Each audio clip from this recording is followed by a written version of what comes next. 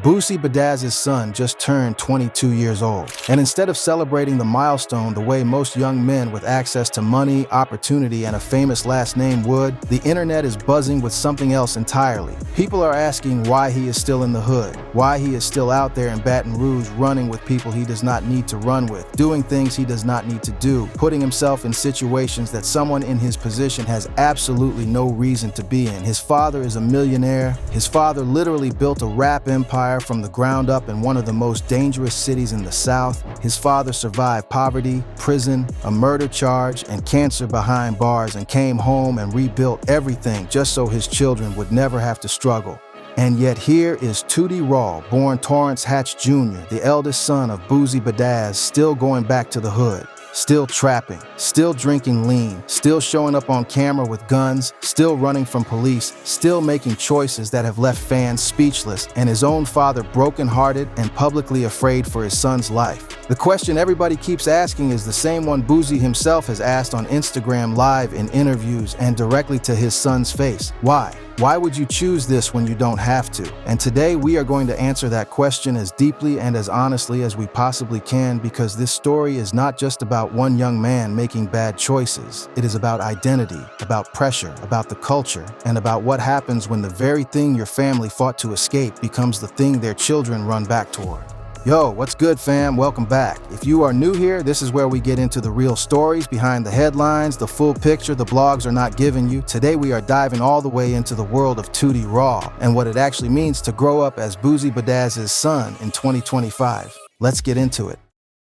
Now, before we get rolling, let me keep it 100 with y'all. There is a lot of noise around this topic. People clowning Tootie, people defending him, people comparing him to his dad, people saying Boosie is a hypocrite for being concerned. But we are not here for the noise. We are here for the real, layered, honest conversation about how a kid with every advantage in the world ended up in these situations, and what that says about something much bigger than just him. So let's start at the very beginning. Boosie Badaz, born Torrance Ivy Hatch Jr., grew up on the south side of Baton Rouge, Louisiana. And when we say South Side Baton Rouge, we are not talking about a regular rough neighborhood. We are talking about a place so dangerous that Boosie himself has said in interviews that police used to refuse to even respond to calls in his area.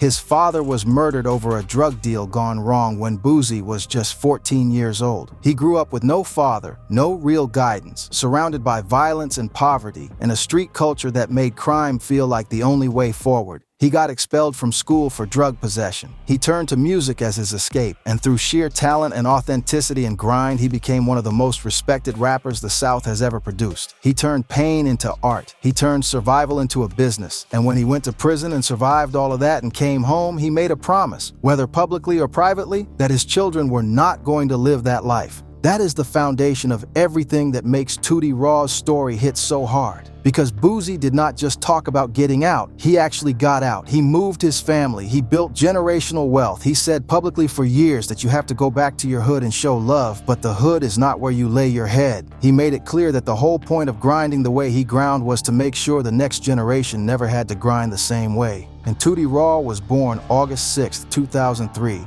right into that promise. Born into resources, born into a famous last name, born into a father who, for all his flaws, genuinely loves his children and has been vocal about that love in ways most public figures never are. But here is where it gets complicated, because Tootie did not grow up in a vacuum. He grew up in Baton Rouge. He grew up around the culture that made his father famous. He grew up hearing stories about the streets, watching his father's music videos, absorbing the mythology of everything his dad came from. And when you are surrounded by that, when the thing your father escaped is also the thing that made your father a legend, you develop a very confusing relationship with it. The streets that destroyed Boosie's childhood are also the streets that gave Boosie his identity, his credibility, his career, his relevance. That contradiction lives inside Tootie whether he is conscious of it or not, and it shapes the choices he has been making for years. Tutti started building his own music career around 2018, releasing his first single, It's Up, on YouTube and working to establish himself independently of his father's name. His debut album, Rack Baby, dropped in 2020 under Boosie's label. He dropped tracks like Trippin', Madman, Hold On, and Diamond Shining. He collaborated with other artists, built a following on Instagram, got YouTube subscribers. He was doing the work. He was putting himself out there. And when he and his sister, Iviona, who raps as Poison Ivy, collaborated on a track together, it felt like the beginning of something real. A family music dynasty in the making, built on talent rather than trauma. But here's where it gets real interesting, and this is something that does not get talked about enough when people discuss Tootie. The name Rack Baby is not an accident. The word rack is slang connected to street life, to trap culture, to the gritty reality of neighborhoods like the ones his father came from. And that title choice tells you something important about how Tutti has been positioning himself, not as Boosie's son who got to skip the hard part, but as someone who is also from that world, someone who earned his place in the culture the same way his father did. The problem is, he did not come from that world the same way his father did. He came from a different version of it, one where his father's money and name created a cushion that Boosie never had. And there is a very specific kind of pressure that comes with that cushion, because in rap culture, that cushion can actually be a liability. Being comfortable is not a flex. Having everything handed to you is not a story anyone wants to hear. And so you see young artists in Tootie's position making a calculated, or sometimes unconscious, decision to close the gap between their real life and the image the culture respects. And nowhere is that gap more visible than in Tootie's continued gravitating back toward the hood in Baton Rouge. This was not a one-time thing. This was a pattern. Boosie himself has gone on record multiple times, reacting to his son constantly going back to dangerous areas in Baton Rouge that they had already gotten away from. There is footage, there are Instagram lives, there are interviews, all of them showing a father who is confused, frustrated, and genuinely scared. He told his son directly, "We made it out the hood, why would you want to go back?" Think about how much weight those words carry coming from Boosie Badazz. This is a man who literally rapped about trying to make $1 million just to get out of Baton Rouge. This is a man who watched people he loved get swallowed by those streets, and he is watching his son voluntarily walk back into the same fire he spent his whole career trying to put out. But let's be real about why Tutti keeps going back, because it is not as simple as saying he is just making bad decisions. For young men who grow up adjacent to hood culture rather than fully in it, going back to the hood can actually feel like going home in a way that their more comfortable environments do not. It is where the energy is real. It is where people respond to you based on your actual presence, not your father's last name. It is where the street version of respect gets earned in ways that no Instagram follower count can replicate. And for a young rapper who is constantly fighting to be taken seriously on his own terms, not just as Boosie's son, the hood offers something that a label deal and a Jaguar cannot. The feeling of belonging. The feeling of being real, and that feeling, dangerous as it is incredibly hard to walk away from when your whole identity as an artist is built around it. Now let me talk about the trapping situation, because this is where things got really uncomfortable and really public. During an Instagram live that ended up going viral, Boosie called Tutti on the phone right there in front of his audience. He asked his son what he was doing, and Tutti told him he was trapping, just like that, out loud, on his father's live, and Boosie's reaction was immediate. He told Tutti he had a bag for him, that he did not need to do that. He told him to come home. He said the money was there, the support was there was nothing Tutti needed that he would not provide.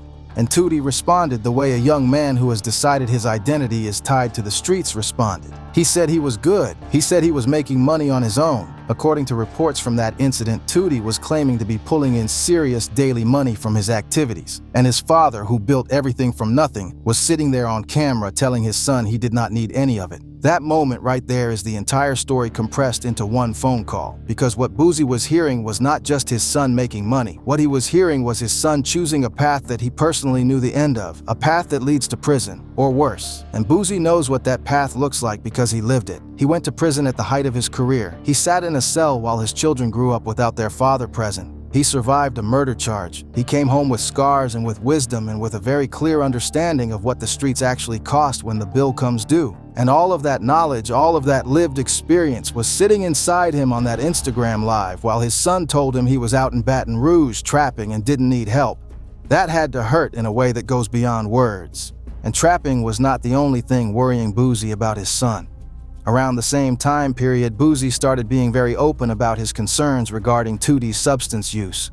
First, it was the weed, which Boosie addressed in a viral and honestly kind of funny Instagram live moment where he walked outside to find Tutti sitting in his car smoking first thing in the morning, so checked out that he did not even notice his father standing right next to the open car door. Boosie said that his son was going to turn into a weed plant, that everything revolved around smoking, that Tutti could not eat unless he was high. And in typical Boosie fashion, he admitted he was the same way at that age, so he could not fully talk. But the humor was covering something real, a father watching his son start down a road of substance dependence that he recognized from his own past. But the lean situation was much more serious, and Boosie made that clear. Lean, which is promethazine codeine cough syrup mixed with soda, is not casual. It is not like weed in terms of health consequences. Lean has been linked to respiratory failure, organ damage, and death. Rappers like Pimp C and others from the culture that Boosie himself came from have died connected to this substance.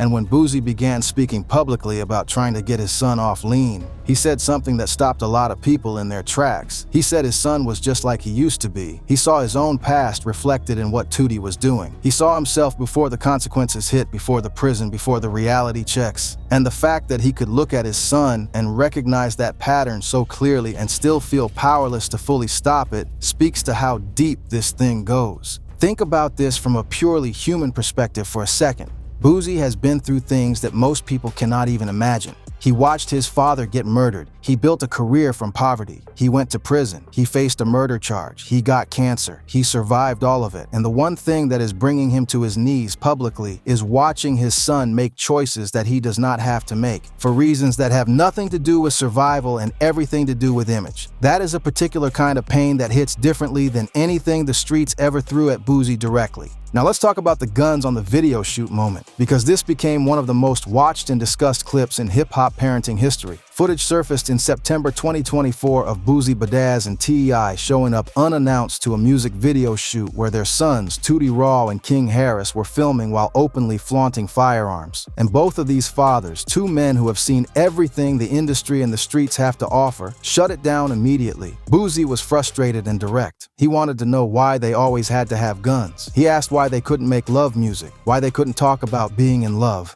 why they needed the violent imagery. And T.I. broke down the legal reality for them in very specific terms. He explained that if police rolled up on that set and started asking who those firearms belonged to, somebody was going to have to raise their hand. And that person was going to face charges that could end their career and their freedom at the same time. The footage went viral not just because it was dramatic, but because it was raw.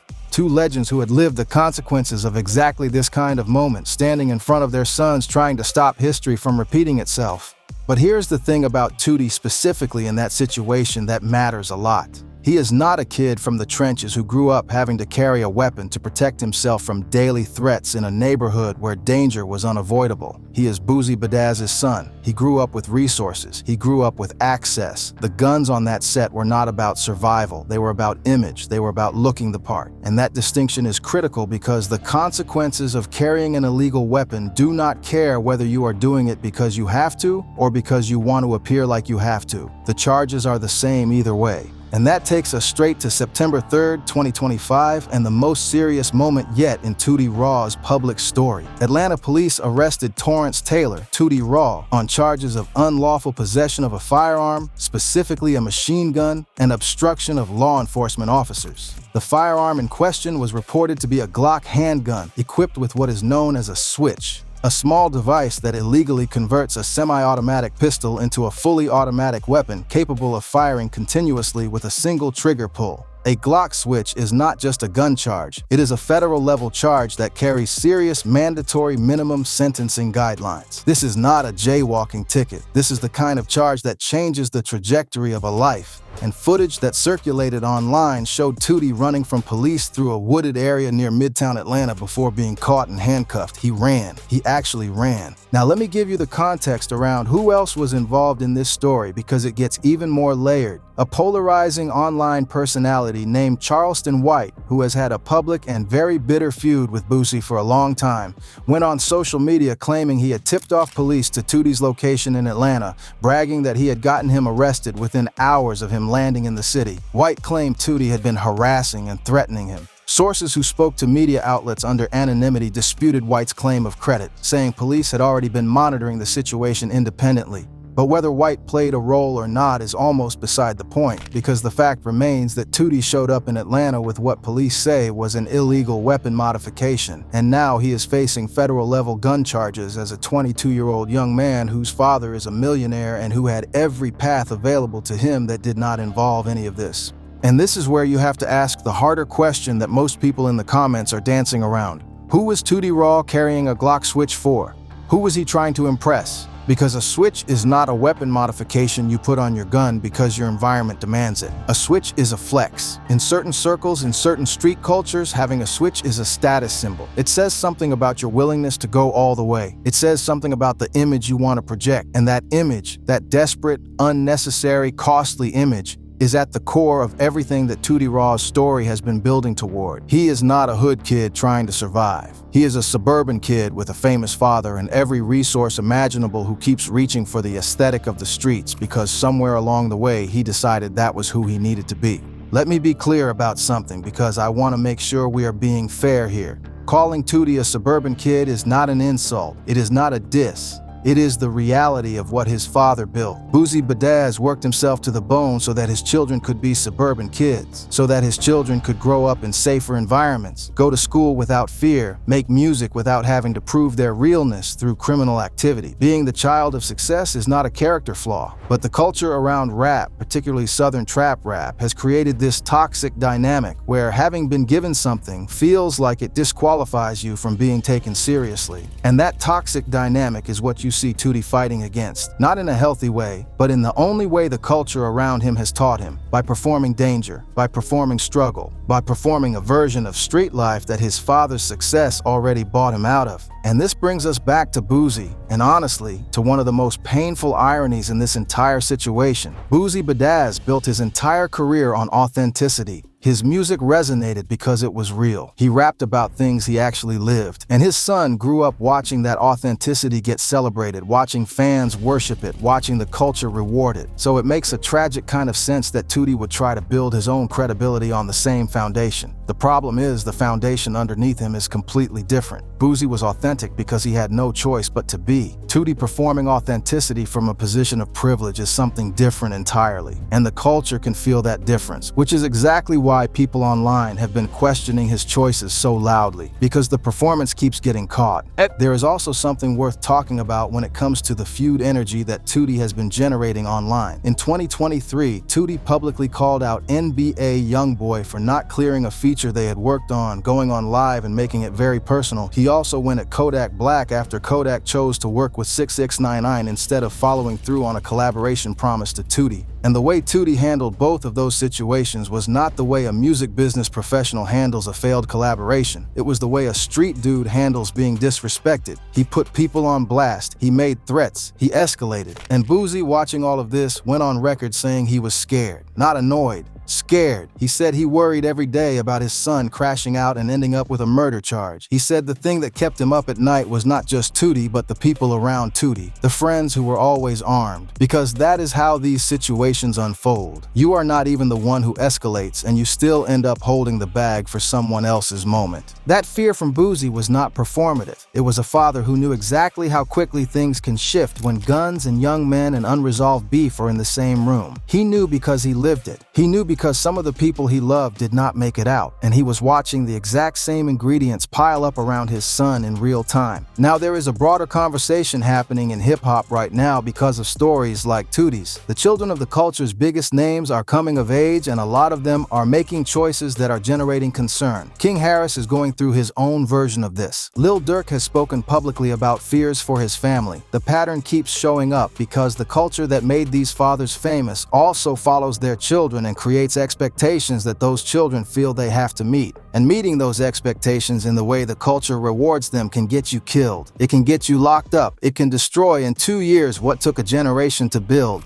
The lean conversation is a perfect example of this. Lean became a staple of Southern rap culture because the artists who made it famous, who sipped it on camera and rapped about it, were from an environment where that substance was part of the social fabric of life. It was not a fashion statement originally. It was embedded in the culture of a specific place and time. But when you are a young rapper trying to connect yourself to that culture, to signal that you belong, you adopt its symbols. You drink the lean, you carry the switch, you hang in the hood, you talk about trapping. And sometimes, what started as a symbol becomes a reality. The lean that was a cultural signal becomes an actual dependency. The hood that was a place you visited to maintain credibility becomes a place that starts pulling you into real situations with real consequences. And by the time the line blurs, it can be very hard to find your way back. Boosie said something when he was speaking about trying to get his son off lean that I think is the most honest thing in this entire conversation. He said his son is just like he used to be, not as a compliment, as a warning, as a man who knows where that road leads because he walked it and paid every toll. He sees himself in Tutti not with pride, but with dread, because he knows what it costs. He knows what it takes to survive it.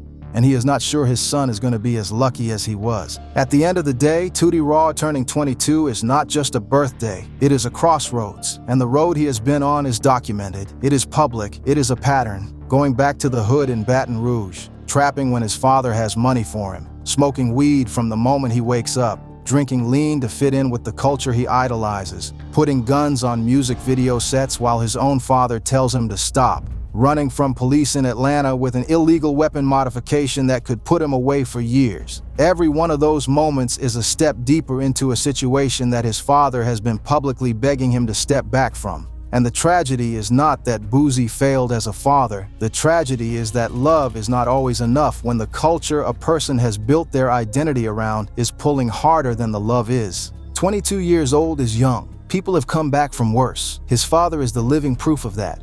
But coming back requires a decision, a real one. Not one made for social media or to satisfy a father's fear, but one made because you understand what is actually at stake. Whether Tutti is at that point, whether the arrests and the close calls and his father's public fear have shaken him enough to look in the mirror and ask who he is really trying to be and why. That is the question that only Tutti can answer. And a lot of people who have been following this story, including the ones who have been the hardest on him, are genuinely hoping the answer comes before it is too late. What do y'all think about Tootie Raw's situation and the pressure celebrity kids face in this culture to prove themselves in ways they don't need to? Drop your thoughts in the comments and tap in with the content on screen for more stories like this one.